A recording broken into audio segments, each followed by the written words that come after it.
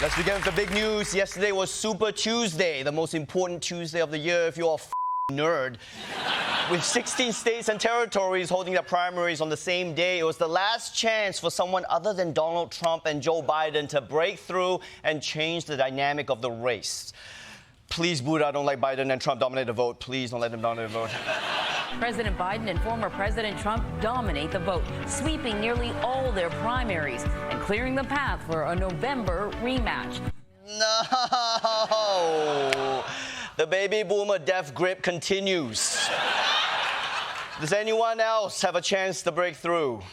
An NBC News election alert to report, and this is good news for Nikki Haley. NBC News can project that she has won the state of Vermont. It's her first victory of the night. Yes, Vermont!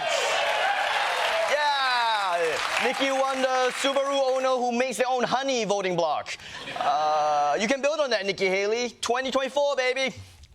Breaking news this morning, Nikki Haley dropping out of the 2024 presidential race, leaving Donald Trump the last man standing in the race. No! Don't quit now, Nikki. You are only 80,000 delegates behind. If you drop out, who will little girls without any principles, convictions, or charisma look up to? Actually, you know what? Hang on. I need to talk to Nikki for a second. Nikki, I'm sorry. I have no idea why everyone, including myself, is being so mean to you.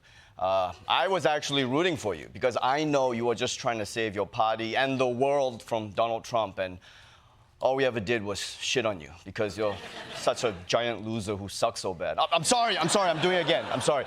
But anyway, please consider this a formal and sincere apology. We should have done a lot better, like you should have done in your own home state that you lost by 20 points like a loser. I'm sorry. I can't stop. But I swear to God, if you turn around and endorse Trump, I will totally be expecting that. But now Nikki Haley's out, and so the whole party is coalescing behind Donald Trump. Even Mitch McConnell endorsed him today. Mitch, I mean, man, you said Trump did an insurrection. Trump said racist shit about your Asian wife, and you endorsed him again? I mean, what is wrong with your brain, other than that thing that's obviously wrong with your brain? So now it's officially Trump and Biden. They crushed the primaries like it was an audition for a Life Alert commercial. And you know what, America? I don't want to hear any more complaining, okay? Everyone's bitching about how much you don't want to be Trump and Biden, and then all you do is pick Trump and Biden, okay? You all say you hate them, but at least a couple million of you are lying. And now what? The primaries are just done now? Where were the twists? Where was the drama? I swear, if someone doesn't murder their fiancé on the Love is Blind finale tonight, I'm smashing my TV. Although, to be fair, there was a little bit of drama. Democrats did give Joe Biden some trouble yesterday. In Minnesota, nearly 20% of Democrats voting uncommitted instead of voting for Biden. A significant protest vote fueled by concerns about his age and support over Israel. Joe Biden lost American Samoa to a little-known candidate named Jason Palmer, 51 votes to 40. Hell yeah, Jason Palmer! Look at him go! Oh, quick question though. Who the f is Jason Palmer? I've never seen this bloated Matt Damon in my life. Suddenly he wins American Samoa? I mean, this must be a fascinating guy with an interesting background. Tell me more. Palmer's biography holds him up as a political outsider. He called himself an education and tech entrepreneur. Okay, hard pass. I don't need another generic white guy tech entrepreneur, okay? No thanks. I can't believe this is who Sid from Toy Story became. But as boring as this dude was, if you watch his campaign video, you'll see that he had one thing going for him: correct pronunciation. Talofa lava. I'm Jason Palmer, American Samoa. I'm asking for your vote in the Democratic caucus on March 5th. Yeah, American Samoa. I also can pronounce it correctly. Just like when I visited Chile and Barcelona, where I ate a croissant. That's how underrepresented Pacific Islanders are. If you can say their name correctly, you'll sweep the vote. But still, how could he be so popular in American Samoa when no one knows him here in the mainland? You're probably wondering, who is this Jason Palmer? I've never heard of him before. Well, in the mainland, I'm actually very well known. I actually respect that. This dude is going down there like, hey, I'm the most famous man in America. You guys don't have the internet, right? Here's what I think really happened. American Samoa got together and voted for this guy as a PR move because they need it. America doesn't give them citizenship or votes. Most Americans don't even know that American Samoa is part of America, even though it's in the name. So he just let this random guy win the primary, and all of a sudden we're talking about them. Now everyone's saying like, wait, this is a place that's part of America? It's not just a cookie? I mean, we should let this cookie vote. But between the protest vote in Minnesota and the upset in American Samoa, the Democratic Party has had some tensions. For more on these results, let's go to Grace Kuhlenschmidt live from American Samoa.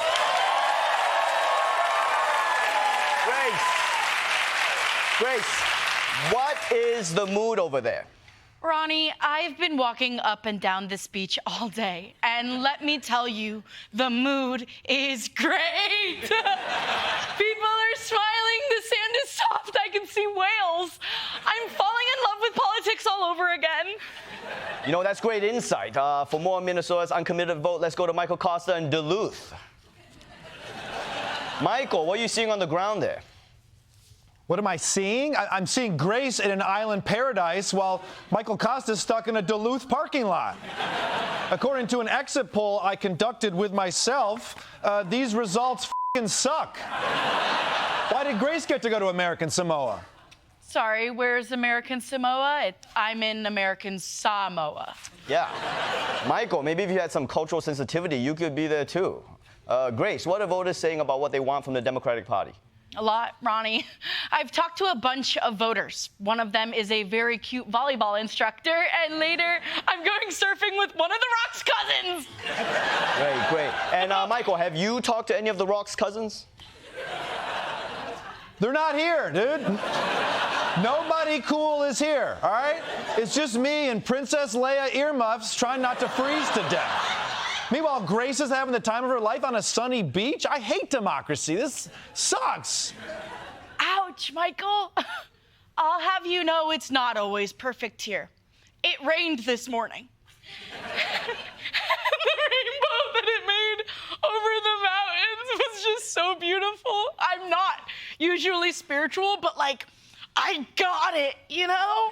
Yeah. That's amazing, Grace. It sounds like you need to stay there a bit longer. We'll set you up. Michael, hey, you stay out there too. What? No, I want to come home, Ronnie. No. We can't afford to fly you home if we're going to pay for Grace to stay out there. What? Yeah, Michael, have some respect. I'm reporting. Excuse me, could I get another complimentary Mai Tai? I'm very well known on the mainland. All right. Grace Kuhlenschmidt, Michael Kosta, everybody.